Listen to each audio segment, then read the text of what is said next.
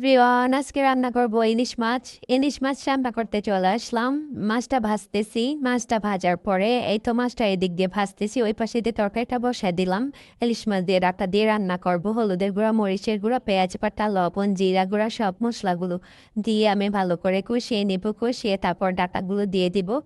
ডাটাগুলো এই তো মশলাটা কষে গেল, এখন ডাটাগুলো দিয়ে দিব, তারপরে রান্না করব।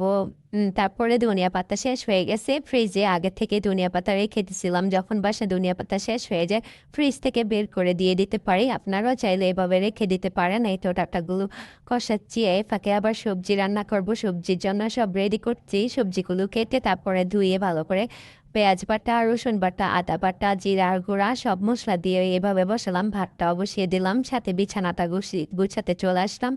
পানির পিপাসা লাগলো, পানিও খেয়ে নিলাম। তারপর বৃষ্টি আমার খুব পছন্দ, তাই শুনতে পেলাম বৃষ্টি হচ্ছে, তো একটু বৃষ্টি পানি ধরতে বারান্দায় চলে আসলাম। তারপর বিছানাটা কমপ্লিট হয়ে গেল।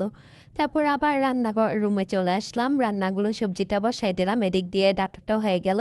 তো ওয়াশরুমে জামা কাপড় ভিজিয়ে দিলাম। এইটা আমার রান্নাগুলো কমপ্লিট, সাথে একটু শুকনা মরিচও ভেজে নিলাম, কারণ শুকনা মরিচটা ভাজি